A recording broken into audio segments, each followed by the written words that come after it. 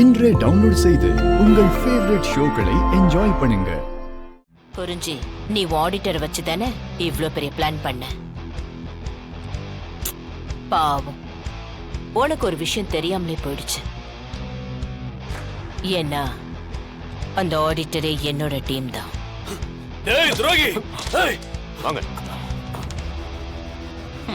என் ஆளு மேல நீ ஒரு அடி வச்சா எங்க ஆளுங்க திருப்பி 10 அடி அடிப்பாங்க. என்னடா நடக்குதுங்க? புரியலையா? நீ எங்களை சீட் பண்ண பார்த்த, நாங்க சுதாரிச்சுக்கிட்டோம். That's all. அப்புறம் ஏன் ஷேர் ஹோல்டர்ஸ் அதுல எதுக்கு கையெழுத்து போட்டாங்கன்னு நீ யோசிக்கிறியா? அது சும்மா உன்னை ட்ராப் பண்றதுக்கு. இந்த அக்ரிமெண்ட் சைன் ஆகிறதுக்கு சாட்சிகள் வேணும்ல, அதான் அவங்க. இல்ல இல்ல, நான் என்னோட ஷேரை உனக்கு விக்கல. இது எதுவுமே செல்லாது. இது ஒரு ஃபேக் டாக்குமெண்ட். என்கிட்ட பொய்யா கையெழுத்து வாங்கிட்டீங்க. மிஸ்டர் குறிஞ்சி, நீங்க டாக்குமெண்ட்ல கையெழுத்து போட்ட எல்லாத்தையும் நாங்க தெளிவா பதிவு பண்ணி வச்சிருக்கோம். இனிமே ஒண்ணுமே பண்ண முடியாது. ஏன் கோட்டைக்குள்ள நீ வரலான்னு நினைச்சல, இப்போ உன் கோட்டைக்குள்ள நான் வந்து உட்கார்ந்திருக்கேன். இனிமே உன் ஆபீஸ்ல சாரி, நம்ம ஆபீஸ்ல அடிக்கடி சந்திக்கலாம்.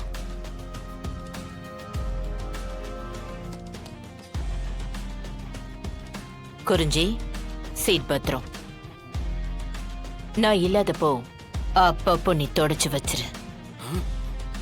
தமிழ் போலாமா?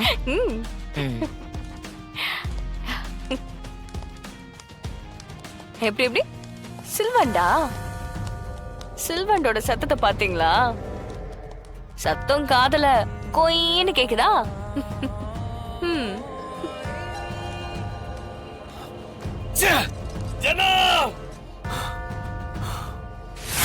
ஜனாமாக்கு அப்பா அம்மா மேல இன்னும் கோவம் இருக்கு. அந்த கோவம் போகணும்னா அதுக்கு உங்களுக்கு சுயநினைவு திரும்பணும் மாமா. நீங்க சீக்கிரம் எழுந்திருக்கணும் மாமா. நீங்க சொல்ற உண்மைதான் நம்ம குடும்பத்தையே ஒண்ணு சேர்த்து வைக்க போகுது.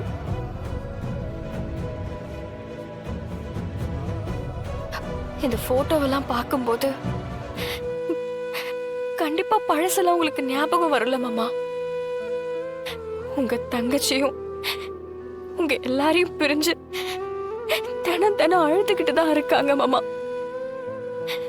அந்த கஷ்டத்தை நீங்க தான் மாமா சரி பண்ணணும்.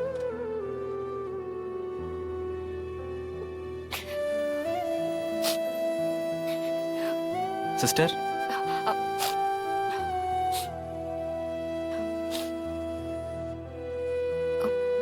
சொல்லுங்க சேது. ரொம்ப தேங்க்ஸ் சிஸ்டர். தேங்க்ஸா? எதுக்கு? சின்ன வயசுல இருந்து நான் ஜனாமாவை பார்த்துட்டு இருக்கேன். வெளியில அவங்க கம்பீரமா இருந்தாலும் உள்ளுக்குள்ள எப்பவும் சோகமா தான் இருப்பாங்க. எத்தனை நாள் தனியா உட்காந்து அழுதுருக்காங்க தெரியுமா? அப்பெல்லாம் எனக்கு ரொம்ப கஷ்டமா இருக்கும் சிஸ்டர். ஆனா இன்னைக்கு அந்த கவலையெல்லாம் உங்க மனசு விட்டு கொஞ்சம் கொஞ்சமா போயிட்டே இருக்கு. இங்க எல்லார்கிட்டயும் மனசு விட்டு பேசுறாங்க, சந்தோஷமா சிரிக்கிறாங்க. இது எல்லாத்துக்கும் நீங்க தான் சிஸ்டர் காரணம். சேது, நீங்க எப்பவுமே இப்படிதானா? ஏன் சிஸ்டர்? இவ்வளவு வெள்ளந்தியா பேசுறீங்களே, அதனால கேட்டேன். என்ன வளர்த்து ஆளாக்குனது ஜனாமா தான் சிஸ்டர். அப்ப நான் அப்படித்தானே இருப்பேன். கரெக்ட் தான். சரி, வரேன்.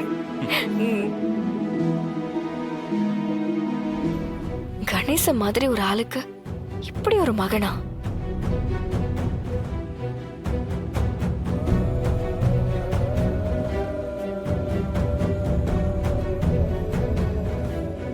பிரச்சனை நடந்து 20 வருஷத்துக்கு மேல ஆகுது. இன்னும் ஜனாமாவுக்கு அம்மா மேல கோவம் இருக்குமா என்ன? கொஞ்சமாவது குறைஞ்சிருக்காது? சின்னதா ட்ரை பண்ணி பார்ப்போம்.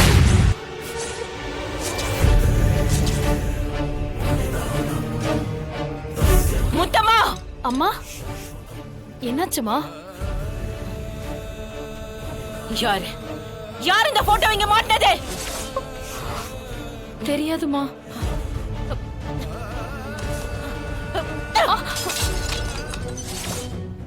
எந்த விஷயத்தை நான் மறக்கணும்னு நினைக்கிறேனோ, எது என் மனசுல இன்ன வரைக்கும் ரணமா இருக்கோ அத ஞாபகப்படுத்துற மாதிரி ஒரு வேலையை செஞ்சிருக்கீங்க.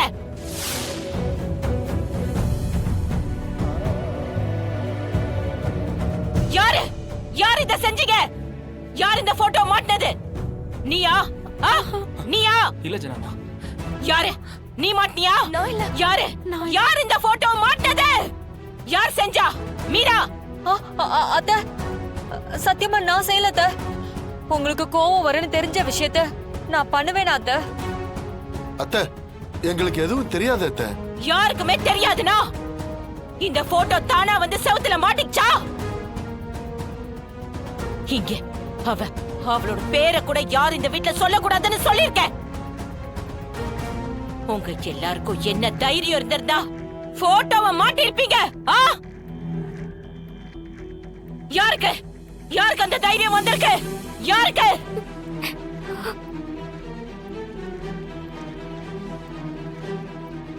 எனக்கு எனக்கு இப்பவே அந்த போட்டோவை யார் மாட்டான்னு எனக்கு தெரிஞ்சாகணும்.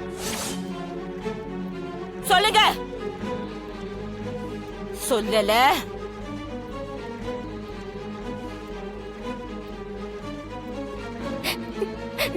நான் தாமா. ஏய்,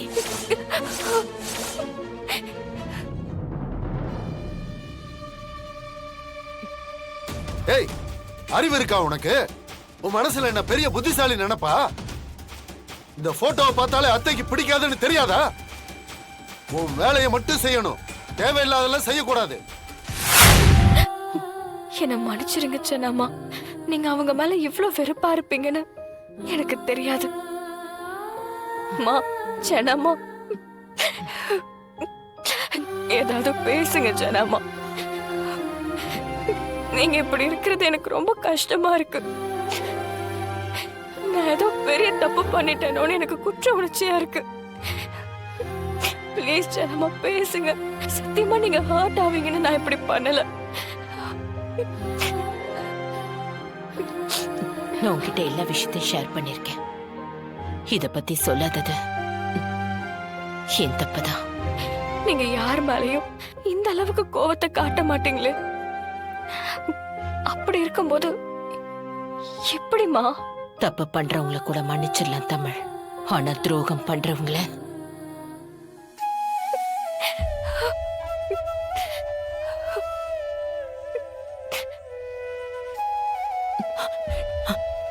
நான் பெத்த பிள்ளையும் என் குடும்பத்துல ஒருத்தனா நினைச்சு நம்பிக்கையா கூடவே வச்சிருந்த ஒருத்தனும் எனக்கு துரோகம் பண்ணா எப்படி இருக்கும்?